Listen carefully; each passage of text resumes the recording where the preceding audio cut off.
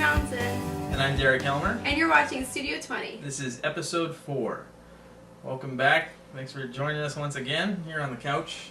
We talked about this week's movies. Yes. The first movie we're going to talk about is It Might Get Loud. It Might Get Loud. No. I'm not saying that we're going to get loud. I mean, the movie was called It Might Get Loud. You made it funny. That's what you That's funny. We're dorks. Let's face it. That's all there is to it. Anyway, It Might Get Loud, documentary about guitarists, and it's seen through their eyes. So it chronicles the stories of Jimmy Page, The Edge from YouTube fame, and Jack White of the White Stripes. Which I don't even know why he was in it. He really does not belong in that category. They should have at least put John Mayer in there. I think he's a better guitarist than Jack. I agree. Well, yeah, I mean, he's kind of known for his guitar playing, and Jack White is known for making his wife his sister. Yeah, that's right. Yeah, this is my wife, who is going to be known as my sister from henceforth. I don't know. Now, he just doesn't go with the other two. I mean, I can see why they chose Jimmy Page. He's like the legend of the 70s. That's still alive. You know, Edge is from the 80s. And, that's still alive. You could say the 90s, too. And Jack White, well, we needed somebody from the 2000s to fill somebody's shoes. But and you can even tell the whole time during the show, like, he was trying to steal their ideas, and he was like, yeah, doing the pretending now, like, yeah, exactly. Oh, I understand. Like, oh, so that's how you play that chord. Okay, I got it. Oh, very good, very good. Yeah. John Mayer would have been all over that shit. It would have been like, do-do-do-do-do-do-do-do. Oh, son. Yeah, I don't know. Jack White kind of ruins the documentary because he tries to be weird.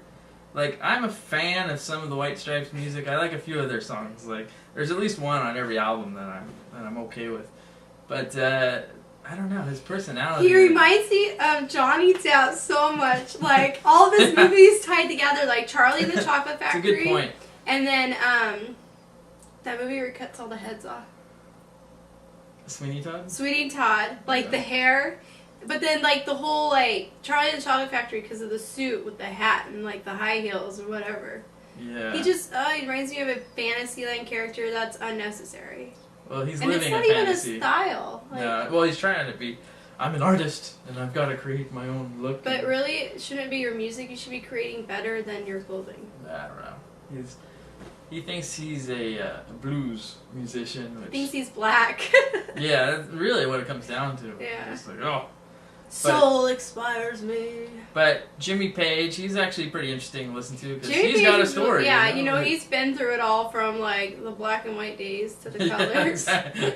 If you're alive on TV in black and white, then you have a story. Yeah. And like he went from different type of music. Like he went from singing poppy music to all of a sudden hard like rock, like even rock. Yeah. How do you make that gesture? And he was trying to say, different time, different era. We wanted to be different. So he was good. Edge was great in it too because he showed them all the different things that you can do technically with the electric guitar besides just the basic electric guitar. Like Jimmy Page is kind of he's got the talent, just raw talent, that he can just play the heck out of any guitar. The Edge is like the techno mind where he can just turn a guitar sound, inside out and make it sound great. And Jack White is there just to be weird, I think, is his thing. But, yeah, it's me being a huge U2 fan. That was the only reason why we really actually chose this movie. Yeah. Was to go see that. And it might get loud. Hoot, hoot. She wanted to feed my obsession, so...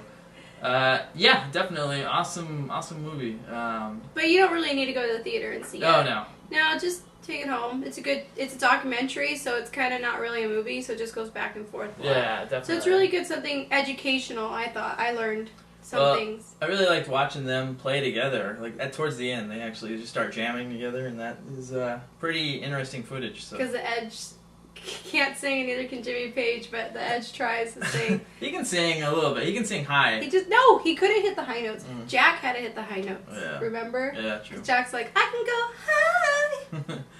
He's a singer. I don't know.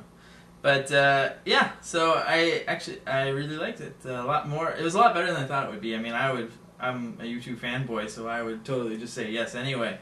But it actually is pretty good. Yeah, check it out.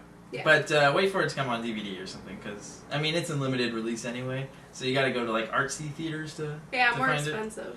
it. And yeah, it's a total rental, but check it out when it comes on DVD. Okay, Alright. moving on. Okay, now this one she saw without me, so we're gonna get her take on this movie. I have no idea, so I'm just gonna sit here and nod and smile and just that was a good point, Jennifer.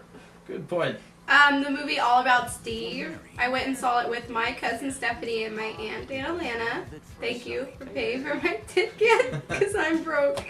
But Derek didn't want to see it first off because he did the bad thing in having this show is he read critics' reviews, and we're not supposed to. We're supposed to have our own open mind when we go to this movie.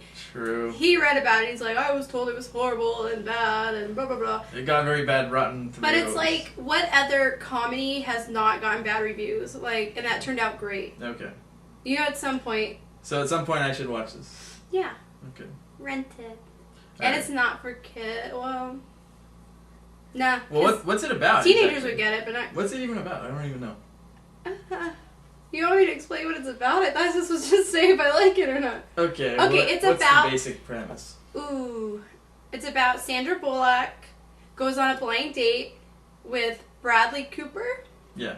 And so she finds out he's hot, and then he finds out she's weird. So anyways, they don't even go on the date. But meanwhile, he said to her, you know, because he has to go on the road because he works for a news crew. Anyway, so she ends up following him every city that he goes to while filming. And he's like totally freaked out because she's totally a stalker, but she's really smart. Like, she'll give you the definition of every word. But she does it in an odd, normal way, which makes it creep. But still, there was some highlights in the movie that were really funny. I like Sandra Bullock in this part. I know you didn't like her with the blonde hair. She didn't But- look as cute. Yeah, maybe not. She's better brunette. But it was definitely a good movie for someone who still is at home. Like, I don't know, because she still is at home at the time. So it was funny. There were some parts of it that were supposed to be funny, but they weren't.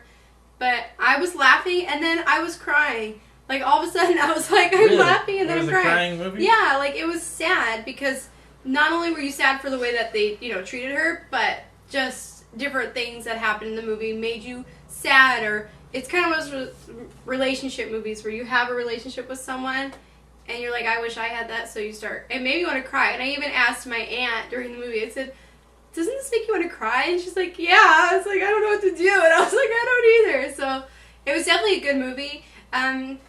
You can either rent it and go see it. I liked it. I guess if you just want to chill on the couch, you could just rent it. Mm-hmm. There wasn't really that much, anything really that bad about it. Like, So you had no real no, problems it with had no so- real problems with it. No. Was it one of the better movies you've seen all summer? Is this an interview? Well, I got nothing to say about I this. like so comedy I don't know. movie. Uh-huh. What was the other comedy movie we saw? The Proposal or what? Recently? Yeah, like what's a comedy? Funny People?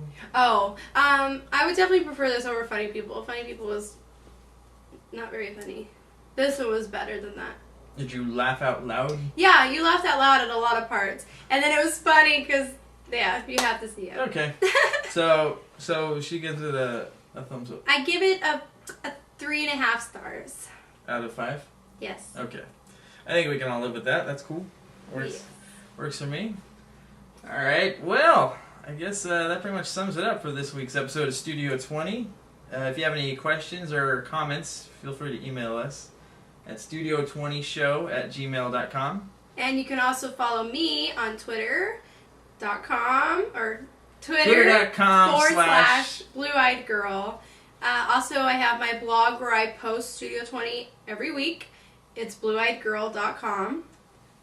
And you can follow me on Twitter at twitter.com/Derek Helmer. And you can also visit my blog, which I just have my odds and ends of my life at derekhelmer.com. All right, thanks for watching this week's episode of Studio 20. We thank you for coming back. Feel free to... Stop on by again next week. Then hopefully by then we could talk about the fall episodes that are coming on TV. Well, maybe. Well, thanks for watching Studio 20. And we are